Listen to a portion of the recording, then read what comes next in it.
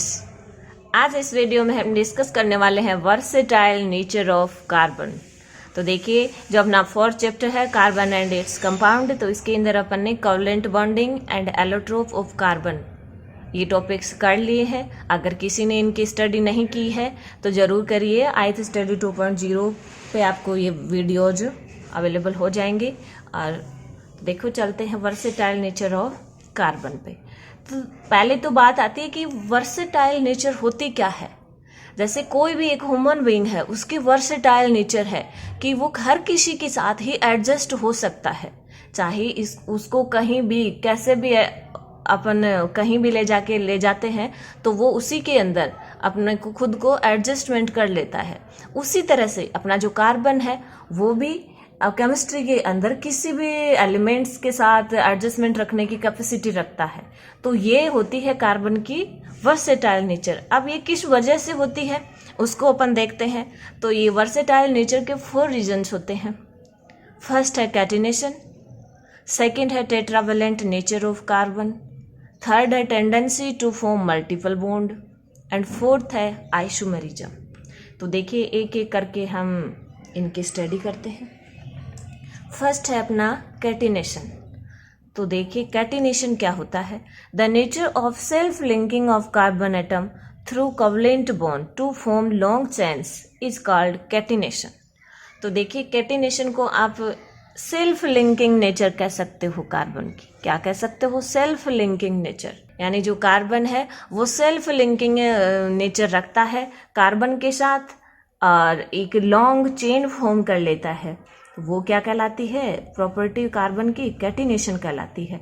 अब ये कैटिनेशन क्यों शो करता है? इसकी स्मॉल साइज होती है कार्बन की एंड इसका इलेक्ट्रॉनिक कॉन्फ़िगरेशन। अपन देख चुके हैं इलेक्ट्रॉनिक कॉन्फ़िगरेशन क्या होता है, लेकिन फिर बात करते हैं कार्बन का इलेक्ट्रॉनिक कॉन्फ़िगरेशन क्या होता है। 2,4 होता है। तो देखिए, साइज क्या है इसकी? स्मॉल है। तो जैसे ये कार्बन का न्यूक्लियस है और ये 2 सेल उसके अंदर प्रेजेंट है। फर्स्ट के अंदर इसके पास 2 इलेक्ट्रॉन्स है एंड सेकेंड सेल में इसके पास 4 इलेक्ट्रॉन है। तो देखिए, ये जो इलेक्ट्रॉनिक कॉन्फ़िगरेशन है ये तो अदर एलिमेंट्स में भी हो सकता है। फिर भी ये कार्बन ही कैटिनेशन क्यों शो करता है? जैसे कार्बन का जो ग्रुप है ना, उसके अंदर और एलिमेंट्स आने वाले हैं। फॉर एग्जांपल अपन सल्फर की बात करते हैं और इसका इलेक्ट्रॉनिक कॉन्फ़िगरेशन होता है 2s4। तो लास्ट सेल के अंदर तो इसके भी 4 इलेक्ट्रॉन्स है। फिर ये कैटिनेशन शो क्यों नहीं करता?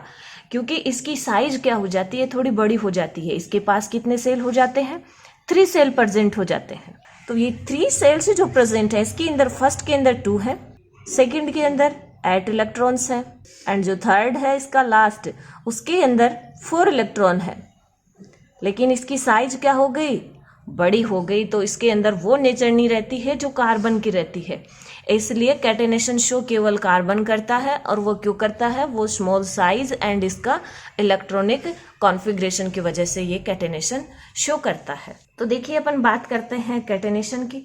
तो ये किस तरह से, जैसे कोई भी जो कार्बन एटम है वो अपने वैलेंसी को फुलफिल करने के लिए कार्बन के साथ अटैच होता रहता है और एक लॉन्ग सीरीज बना लेता है। और ये नेचर क्या कहलाती है? कार्बन की कैटिनेशन कहलाती है। तो देखिए, ईच कार्बन एटम है 4 वैलेंसी। तो अब ये 4 वैलेंसी फुलफिल करेगा तो इसकी एक वैलेंसी तो कार्बन के साथ फिल हो रही है, बाकी कैसे करेगा? बाकी किसी और एलिमेंट से करेगा। ये लो, सबकी इसकी 3 वैलेंसी फ्री है तो अपन ने 3 बॉन्ड दिखा दिए वैकेंट। इसकी 2 है, इसकी भी 2 है, इसकी 2 है और जो फर्स्ट और लास्ट है उनकी 3 वैलेंसी फ्री है। तो ये 3 और एटम्स के साथ जुड़ सकते हैं। अब कार्बन की जो चेन्स होती हैं, सीरीज होती हैं, उनके अंदर मेनली हाइड्रोजन ही जुड़ता है। अब बात करते हैं कुछ और। जैसे ये सीरीज भी बना सकता है, ब्रांच भी कर सकता है। इस तरह से भी ये कार्बन है, ये भी नेचर रखता है। तो अब इनकी वैलेंसी को अपन फिल कर देते हैं। देखिए, इसकी कितने वैलेंसी रह गई? ये लो, 4 वैलेंसी। हर कार्बन की अपन को 4 वैलेंसी शो करनी है। अब वो वैकेंट है तो अपन को वैकेंट दिखानी है ताकि अदर एलिमेंट्स आके इससे जुड़ जाए। इसकी 1 2 3 वैलेंसी तो इसने कार्बन के साथ फिल कर ली हैं, फिर भी एक वैलेंसी वैकेंट है तो उसको अपन यूँ दिखा देंगे। इसके अंदर क्या है, केवल 1 वैलेंसी ये कार्बन के साथ फिल कर रहा है, बाकी 3 वैलेंसी फ्री हैं। तो ये लो, इसकी भी 3 वैलेंसी फ्री हैं। अभी ब्रांच्ड के रूप में हो गया। अब ये साइक्लिक कंपाउंड भी फॉर्म कर सकता है, जैसे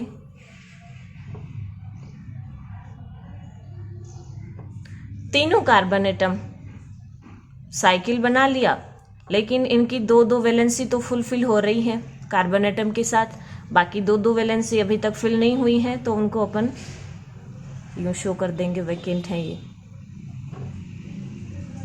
इस तरह से। तो ये नेचर होती है कार्बन की कैटिनेशन की। अब सेकंड फैक्टर पे चलते हैं, tetravalent nature of carbon. Carbon की कैसी नेचर होती है, टेट्रावेलेंट नेचर होती है। क्यों होती है, क्योंकि कार्बन के आउटर सेल के अंदर 4 इलेक्ट्रॉन प्रेजेंट होते हैं और वो 4 इलेक्ट्रॉन अपना ऑक्टेट कंप्लीट करने के लिए 4 अदर इलेक्ट्रॉन्स के साथ शेयर करेंगे।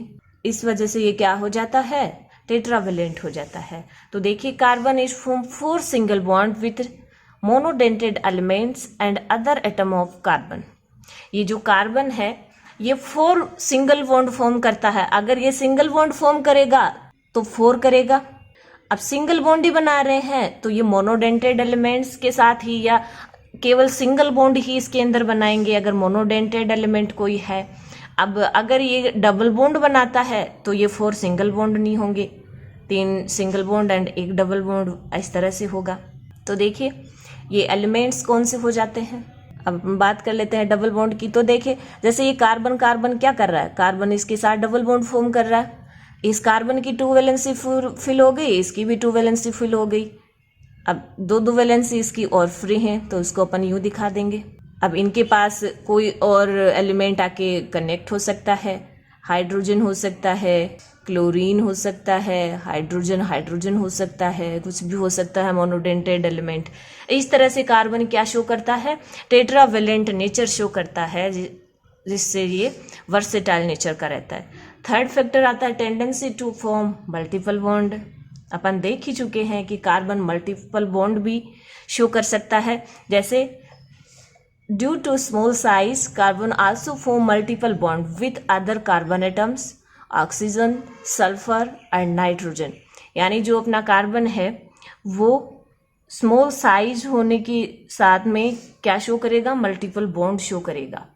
अब वो किसके साथ करेगा, वो अदर कार्बन एटम के साथ भी कर सकता है, ऑक्सीजन, सल्फर, नाइट्रोजन, इनके साथ भी कर सकता है।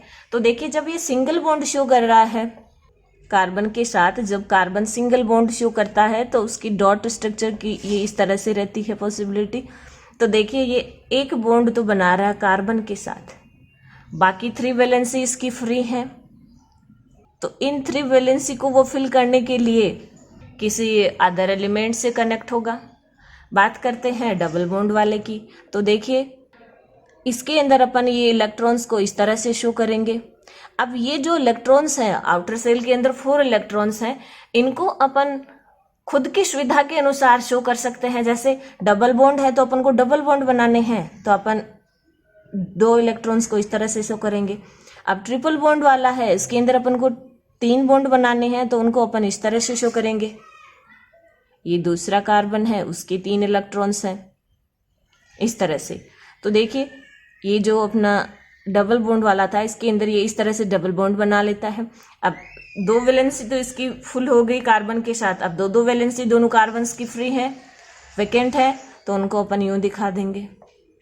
इसी तरह से जब ये ट्रिपल बॉन्ड बनाता है तो 3 इलेक्ट्रॉन्स, दोनों कार्बन के 3-3 इलेक्ट्रॉन्स यूज हो गए, 3 वैलेंसी दोनों ने फिल कर ली। रिमेनिंग 1 वैलेंसी है ये फ्री रहेंगी, किसी अदर एलिमेंट्स लाइक हाइड्रोजन के साथ ये फिल कर लेंगे। बात करते हैं ऑक्सीजन के साथ।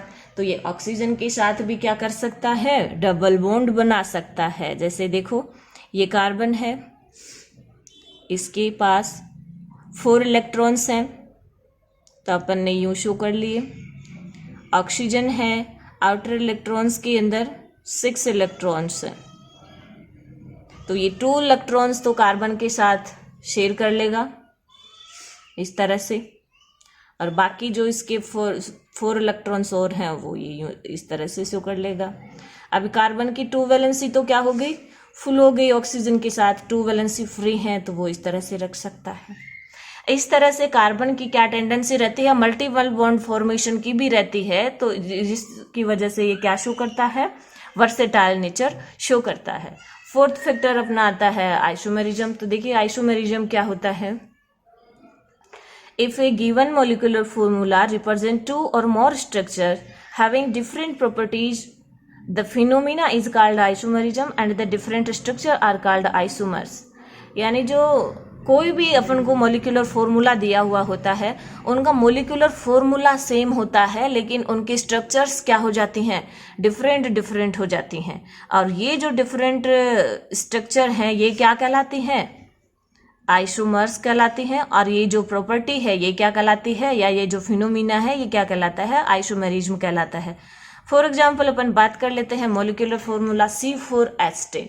कार्बन कितने हैं, 4 है, हाइड्रोजन कितने हैं, 10 है। तो इनको अपन ये 2 पॉसिबिलिटीज होती हैं इसकी स्ट्रक्चर बनाने की। तो देखिए इसके अंदर एक स्ट्रेट चेन के रूप में प्रेजेंट हो रहे हैं 4 कार्बन, 1 2 3 4, कार्बन 4 है और हाइड्रोजन कितने हैं, 3 4 5 6 7 और ये 3 10 हो गए। यानी इसके भी क्या है मोलिकुलर फॉर्मूला, C4H10 है। इसका क्या है देखिए 1 2 3 4 कार्बन है, हाइड्रोजन कितने हैं, 3 3 6 9 और ये 10 H10। यानी मोलिकुलर फॉर्मूला दोनों का सेम है लेकिन स्ट्रक्चर देखो डिफरेंट हो रही है। इसके अंदर एक ब्रांच बन गई और ये है एक स्ट्रेट सीरीज। अब इनके नामकरण की बात आती है तो देखिए इसको अपन आगे स्टडी करने वाले हैं कि जब किसी हाइड्रोकार्बन के अंदर 4 जो कार्बन होते हैं तो 4 कार्बन को अपन नाम देते हैं ब्यूट, और जब सारे सिंगल बॉन्ड प्रेजेंट होते हैं तो अपन लगा देते हैं एन आगे इसके पीछे, तो ये हो गया ब्यूटेन। और इसको अपन शो करेंगे, देखिए स्ट्रेट जो सीरीज है उसके अंदर 3 कार्बन है, ये एक सब्स्टिट्यूएंट यूं लगा हुआ है तो इसको 2 मेथिल प्रोपेन कहेंगे। इसको अपन आगे डिस्कस करने वाले हैं नोमेनक्लेचर में। तो इस तरह से देखिए कार्बन की वर्सेटाइल का जो नेचर है वो अपना कंप्लीट होता है, और आप इनको अच्छे से स्टडी करिए। और अगर आपको वीडियो पसंद आता है तो लाइक और शेयर जरूर करें, और चैनल को अगर आपने सब्सक्राइब नहीं किया है तो जरूर करें ताकि लेटेस्ट वीडियो का नोटिफिकेशन आप तक पहुंच सके। Thank you.